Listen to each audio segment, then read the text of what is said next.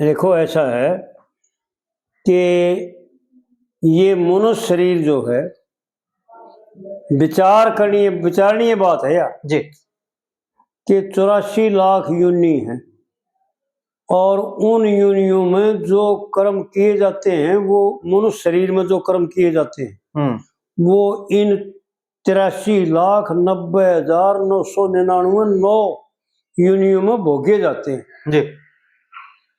मनुष्य शरीर जो है वो केवल मनुष्य योनि केवल अपने कल्याण के लिए और अपना कल्याण करने के लिए शास्त्रों का और संतों का और विद्वान श्रोत्रिय ब्राह्मणों का सहारा लेना बहुत जरूरी है। क्योंकि उसी महाभारत में ये बात भी वीडियो कराई थी कि बिना सहारे कोई ऊंचे पद पर चढ़ नहीं सकता। हाँ ठीक है बात। किसी न किसी ठाडे का तगड़े का सहारा लेना बहुत जरूरी। बिल्कुल। जैसे बचपन से लेकर के और आखिरी तक देखो विचार करके बिना सहारा लिए कोई कामयाब किसी बात में नहीं हुआ। पढ़ाई में मास्टर का सहारा और ट्यूशन मास्टर का सहारा और पैर चलने में बोलने में माँ बाप का सहारा, अपने से बड़ों का सहारा जी। चलना भी सीख जाएगा, बोलना भी सीख जाएगा। इसी प्रकार सारे कार्य जो क्योंकि हमारी रचना में परमात्मा के द्वारा 2 विधान बना रखे और वो बहुत अजीब और विचित्र विधान है, समझने की जरूरत है। बिना समझे कुछ समझ में नहीं आएगा। एक विधान तो ये है कि 83,90,999 योनि केवल स्वाभाविक ज्ञान को में सीमित रह जाते हैं। जन्म से ही उनको जितना ज्ञान मिला जो परमात्मा ने उनको दे रखा है ना उससे आगे बढ़ नहीं सकते। हाँ वो तो निर्धारित है जी उनका उसको कहते हैं स्वाभाविक ज्ञान शास्त्र। ठीक है। दूसरा होता है नियमित ज्ञान। नियमित ज्ञान केवल मनुष्य योनि को ही है, इस मनुष्य को है और इन 84 लाख योनियों में किसी योनि को भी नहीं है। और वो ज्ञान नियमित कहते हैं दूसरे के द्वारा। नियमित माने दूसरे से। हाँ जी। तो दूसरे कौन हैं? दूसरे असली ज्ञान के दाता और असली ज्ञान प्राप्त करने के लिए इन 3 का संग करना जरूरी है। शास्त्र और ब्राह्मण और संत।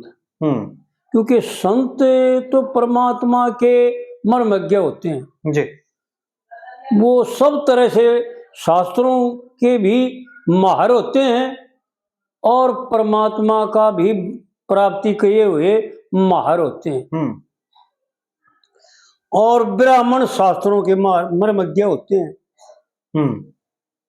वो ब्राह्मण जो श्रोत्रिय ब्राह्मण और ज्ञानी भी हो, 2 प्रकार के महात्मा होते हैं यार। ऐसा बहुत दिन से मैं सुनता आ रहा हूँ, शास्त्रों का भी लेख है जी। एक तो ज्ञानी होता है, एक श्रोत्रिय भी होता है और ज्ञानी भी होता है। वो ज्ञानी अपना कल्याण करने में तो परिपूर्ण है क्योंकि उसने अपना कल्याण तो कर लिया। हाँ जी। इसमें कोई दो राय नहीं। जिसने अपने स्वरूप का ज्ञान प्राप्त कर लिया, जिसने परमात्मा को जान लिया, परमात्मा के रहस्य को और इस प्रकृति को जिसने जान लिया वो उसने ज्ञान हो गया, पूरा परमात्मा का साक्षात्कार हो गया। जी जी।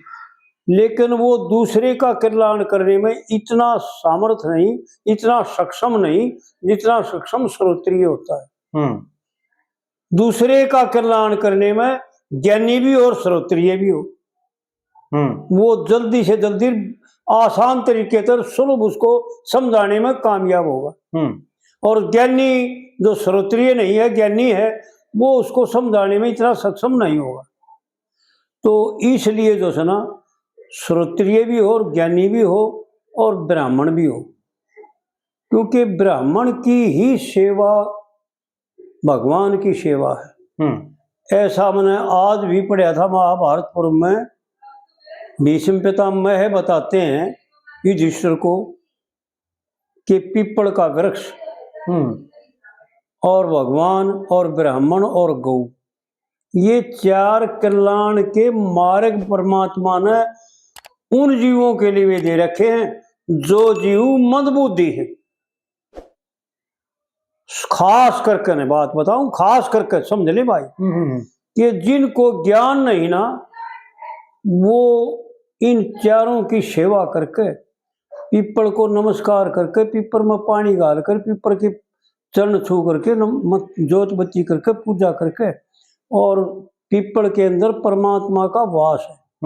परमात्मा प्रसन्न हो जाएंगे। जब प्रसन्न होंगे परमात्मा, तो ये विचार करें भाई, अपने घर की बात नहीं है, ये न्यू देखें भाई, तू कुछ करने में सक्षम है, तू कुछ कर सकता है, सारे करता करता परमात्मा है, तेरी झूठा है। मैं अगर झूठा अहंकार है कि मैं न्यू कर दिया, मैं न्यू कर दूंगा, ये बात छोड़ दे कि भाई मन न करे है, यो होया है, ऐसा नहीं है। शास्त्रों का और विद्वान पुरुषों का ये कथन है और ये विचार है कि सब कुछ करता परमात्मा है। मनुष्य, इसका नाम है मनुष्य शरीर का, जितने भी भूत प्राणी हैं उनको कहते अल्पज्य, यानी किसी प्रकार की कोई सामर्थ्य ना हो, कमजोर से भी कमजोर हो, उसको कहते अल्पज्य, कुछ भी करने में सामर्थ्य ना हो। तो ये जीव जो है ना, मनुष्य जो है ना, अल्पज्य है। फिर अल्पज्य कुछ कर नहीं सकता, क्योंकि जिसमें ताकत ना होगी तो वो करेगा क्या? ये सारे परमात्मा करता है, इसलिए परमात्मा की शरण लेनी पड़ती है और परमात्मा से प्रार्थना करनी पड़ती है।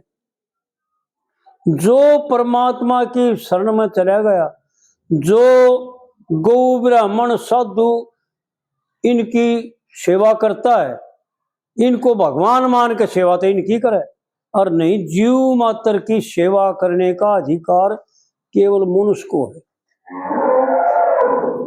नहीं तो आज विचार करें, आज के समय में इस कुलयुग के प्रभाव से चारों वर्ण खत्म हो रहे।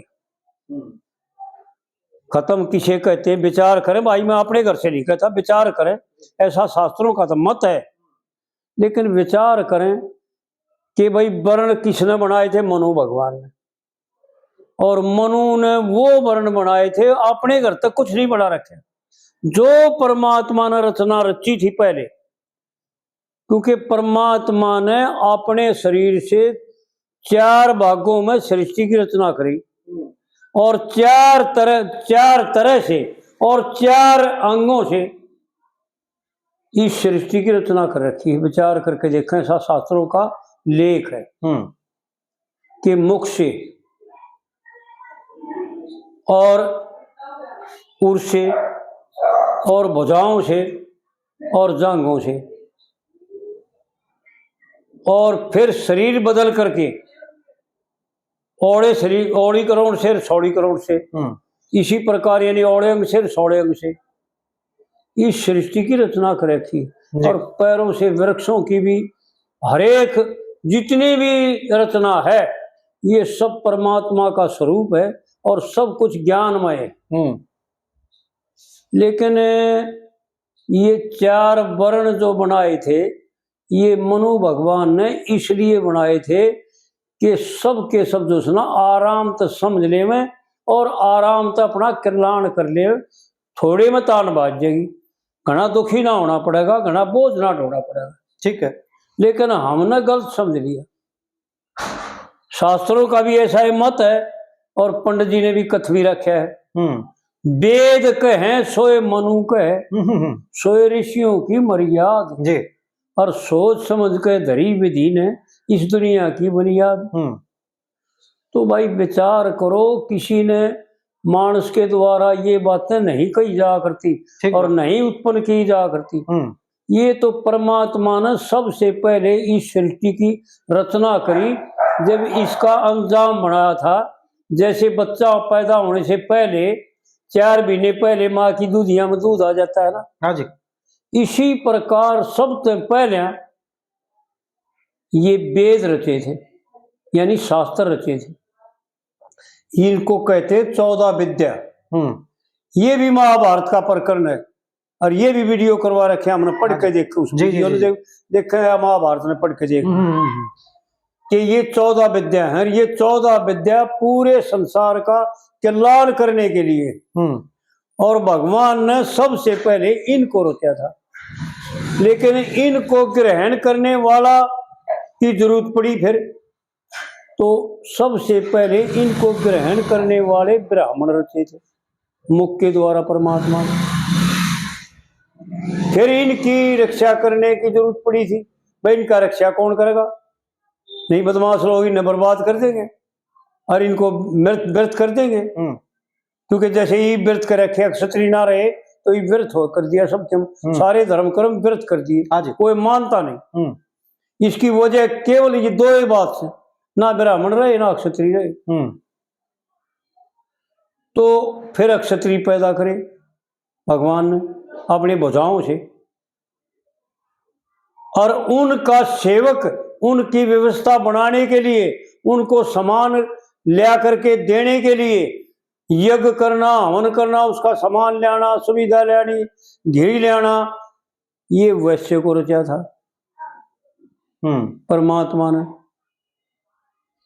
अपने पेट से जी, उर से। ठीक है। और फिर भी तान ना बाजी तो जंगों से जो है ना शूद्र को रचा था, क्योंकि शरीर की ताकत इन तीन नाम बटकी थी। बिना कमजोर से कमजोर रह करके जो है ना एक चौथे की जरूरत पड़ेगी, भाई एक ऐसा भी चाहिए जो इनकी मदद करता रहे, मददगीर। और भाई शास्त्रों में भागवत पुराण पढ़ के देखे, वो पूजनीय है। हाँ बिल्कुल जी, शूद्र पूज, क्योंकि सेवक ही तो स्वामी है। सेवक ना होगा तो स्वामी ने कौन जानेगा, उसका व्यवस्था बिगड़ जाएगी सारी जी। तो इनकी मददगीर था इनका। लेकिन हमने और उस मददगीर ने भी भाव गलत कर लिए, और भाव गलत करके और पापमय होगी, और एक दूसरे से दुश्मनी पैदा कर ली, नफरत करनी शुरू कर दी। अरे कोई अपनी मददगीर से भी नफरत कराया करे, लेकिन पहले बड़ा नफरत करता है फिर छोटा करता है। हाँ, ये ध्यान रखें भाई। जी जी जी। क्योंकि छोटा तो चाहता है सारा लेने आने, तो सारे की जरूरत होती है 24 घंटे, लेकिन यो अपने आप में पूर्ण हुए पाछे फिर यो गलत हो जाता है। इसी प्रकार हमारे जो सना प्राचीन के देखो, जिनको राक्षस कहते हैं, हिरण्यकश्यप को देखो, हिरण्यक्ष को देखो, और हयग्रीव को देखो, और जितने भी रावण को देखो, कितना विद्वान, 4 वेद 6 शास्त्र का तो ज्ञाता, और ब्राह्मण का शरीर, और जिसने भगवान के ऊपर अपने 10 बार शीश काट करके भगवान की यज्ञ में अर्पण कर दिए हो जी, उससे बड़ा तपस्वी तो कोई हो नहीं सकता। इतनी तप करने के बाद और भगवान से वर पा करके, और उन वरों का अहंकार हो गया, और इतना अहम हो गया अपनी ताकत का, अपने ज्ञान का, अपनी जानकारी का, कि वो सारे का सारा अनर्थ ला गया हो। अब एक चीज और भी तो है ना जी। हाँ जी, इस विषय पर अब रावण का आपने उदाहरण दिया, आज भी वर्तमान में भी हम बहुत सारे आदमी ऐसे देखे हैं। हाँ, जो न्यू कहते हैं, अरे फलाना कि मैं जानू, मेरे पूछो। बिल्कुल बिल्कुल, मैं जानू, बिल्कुल। उसने चाहे जानकारी हो चाहे ना हो, लेकिन उसका अहंकार है इस चीज। बिल्कुल बिल्कुल। और जड़ा अहंकार है वहाँ ज्ञान नहीं, वहाँ राक्षसपना है। बिल्कुल बिल्कुल। और राक्षसपना ही तो हो गया तरीके का। बिल्कुल। तो ये चीज तो चली आ रही है। अब ये जो अपना 4 शंकराचार्य हैं हमारे परंपरागत, हाँ 4 जो गवर्नमेंट के द्वारा मान्यता, हाँ जी, जिनको, क्योंकि धर्म के वो मालिक हैं। गवर्नमेंट तो खैर बाद में आई है, हाँ धर्म के वो मालिक हैं। हाँ जी। तो जो पूरी मठ के शंकराचार्य है ना, निश्चलानंद जी महाराज सरस्वती, वो ये कह रहे हैं कुछ सालों के बाद भारत, नेपाल और भूटान, ये तो ये नरे देश हैं, कुछ साल के बाद ऐसा होगा ये तीनों एक हो जाएंगे, एक होने हैं, और इन तीनों का एक तो चक्रवर्ती सम्राट होगा, और 4 इनके नीचे जो है राजा होंगे, राजा होंगे, और फिर राजतंत्र जैसे चला करता वैसे ही उसका संचालन होगा।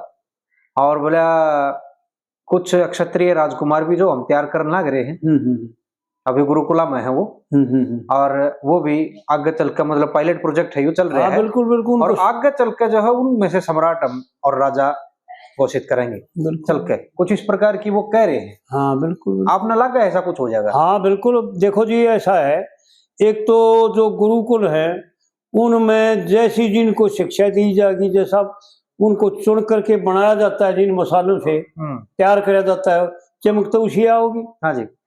मकान बनावा, हाँ, या लड़के ना अच्छा पढ़ावा लिखावा, बढ़िया विचारों से पढ़ावा, तो वो ऐसा ही बन जाता हो। तो ये आचार्य है ना, जो ये ज्ञानमय तो है, इनको सारे शास्त्रों का ज्ञान है खूब अच्छी तरह से जी।